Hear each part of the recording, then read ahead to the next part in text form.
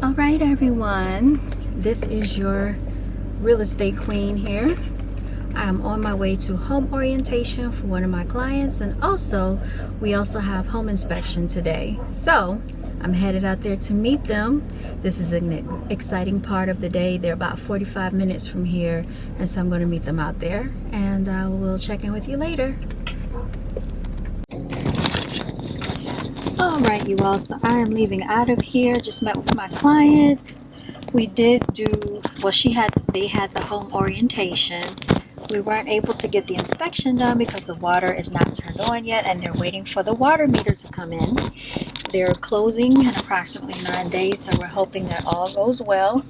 And as soon as that takes place, we will be at the finish line. So I'm going to work on getting them a closing gift. I think I already know what I want to get them. And yep, make sure we got all our paperwork in order. So I'll see y'all later. All right, everyone, this is your girl. This is T.Gresh Realty, aka CEO and founder of Brown Girls Are Beautiful. I am back from meeting with the clients, and I haven't made it to get their closing gift yet, but I think I know what I want to get them. I think I'm going to get them a digital photo frame.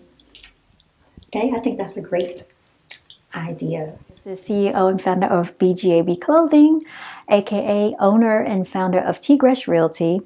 I just left the home inspection and the home orientation. I met my clients out there, and unfortunately, as stated earlier, we were not able to do the home inspection because the water was not turned on. In order to conduct a home inspection, you do need all utilities to be turned on, okay?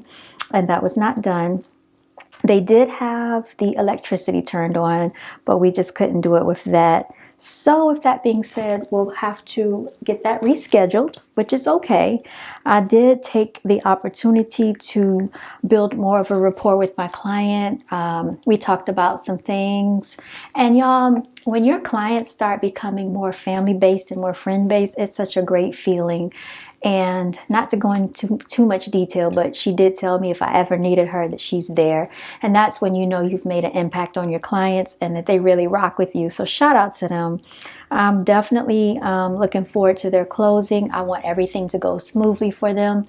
The best advantage that you can give your client is just being there for them, being there emotionally. Sometimes they just need you to counsel them. They just need you to be a listening ear.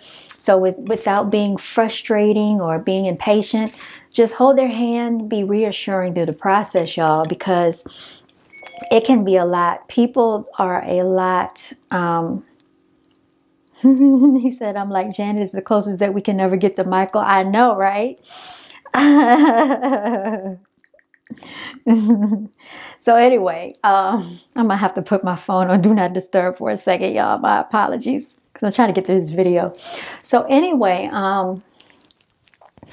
yeah, so basically my client said, I don't know if I would have the patience to do what you do. I just don't know if I could do it, because they do know that they're being emotional about stuff. Like, they didn't know if they were going to have street lights. If they didn't have street lights, they were thinking about just not going through with it, selling their house, in 6 months. And I'm like, that's not the way to go. You definitely want to be in your home at least 2 years, you all, for tax purposes, okay, before you try to sell. What is another thing? But they are going to get street lights, because I did ask the builder when we were there about it. And so they're on back order. They accidentally sent the wrong street lights. So those are coming in. It's a brand new development, and they have a lot of construction taking place out there. Another issue is that the fact they were not completely done with the house when we got there for home orientation. They still had painting, caulking that they were still working on. They still hadn't put the backsplash in. They still needed to sweep up the floor. But overall, the house looks really good. The outside looks really good. They've sodded the grass, so that is great. I gave my clients a word of advice about if there's anything that comes up within that 1 year time frame. Usually new construction has like a 10-year warranty. a structural warranty on it, but I told them if they see anything going on in the yard within a year to go ahead and bring that to their attention ASAP. Take photos, document it, take videos of it, because of the experience I had with my new construction house, okay? Because the builder may not want to accept responsibility. In my case, the construction manager did not want to accept responsibility for something that they negated to do. They tried to blame me for it. They tried to blame my neighbor for the same issue. But really, this was more of an issue with the yard and things that the builder negated to do when we first moved in, okay? So anybody that's getting new construction, be on the lookout for that. Your yard is a part of it. Make sure that you file the right warranty claims on time within a certain period, within a year, so they don't try to come back and put that on you. Because when I moved in my house, what ended up happening is I moved in December, so they didn't have any grass out there. They actually put grass seeds out. They did not sod the grass. They didn't seed the grass. So grass was still growing in, and I thought that eventually that the builder would come out and fix the gap. There was like a big gap in the grassy area on the edge of my yard. They never did, and I got a fence put in. So then I started dealing with water erosion underneath, where a bunch of water is settling in and it's actually eroding away at the yard, you all. Okay. And so they're trying to say that that's my fault. They're trying to say that I didn't properly maintain the yard, which that's not the case. I've had several people that do landscaping and hardscaping work, and they said this is a hardscaping issue. But unfortunately, I've been battling this for about 3 years now to no avail. So now it's to the point where I just want to get it all filled back in with dirt and clay and rocks and call it a day, and just try to get someone to patch that grass in if possible. It's very simple, y'all, but simple stuff sometimes turns into more than what it has to be, y'all. So that's one of the things that I would tell any homeowner is make sure everything that's wrong with the yard, you get the builder to fix it up front.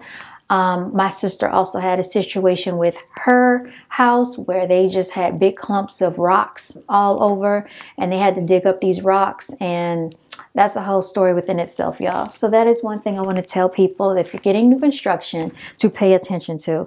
Other than that, things seem to be on track.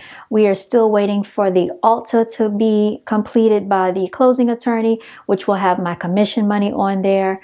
Usually you have 3 days in this state before closing to go over that and review it with your clients. We want to make sure all loan documents look okay. I am a notary, so if they need anything notarized, I can actually technically notarize for them in this state where I reside, even though I am a party to this, because realtors have the right to do that as well as attorneys. So that's another good thing, y'all. What else did we do? We just took today to build a rapport and had a discourse. I really enjoyed today. We didn't get everything we wanted done, but hopefully the inspector will come out there again. Something I did not like that the inspector did was he was speaking negatively about the builder, saying that it's not uncommon for builders to do this to clients. They don't have everything done and they want the inspector to continue forward with the inspection. However, I told my clients, since they are paying for the inspection, it's upward of almost $500. They might as well get the inspection done correctly, with all utilities being turned on, so the inspector can do his job correctly and thoroughly. So hopefully that will be getting done either today, tomorrow, or very soon, sometime this week. Closing is going to be in about 9 days from today. And so that's what's going on right now. My clients are a little frantic. They're very panicky. They had a friend to call them and scared them. Don't panic. If anybody's telling you anything negative, I want you all to block out negativity. Relax, release, and breathe, you all. It will be okay. For all the realtors out there, make sure you are giving your clients the best advice from your experience moving forward. Of course, you know this is a realtor. Anything can trigger a client, especially if they have a lot riding on the situation. In this case, my clients have already started getting prepared to move, getting things moved out of storage. They've already let their leasing company know that they're going to be moving. So they really want everything to go through quickly and in a timely fashion. And I'm just telling them that everything seems to be moving forward. They're great clients. They've been doing everything they need to do to hold their credit together.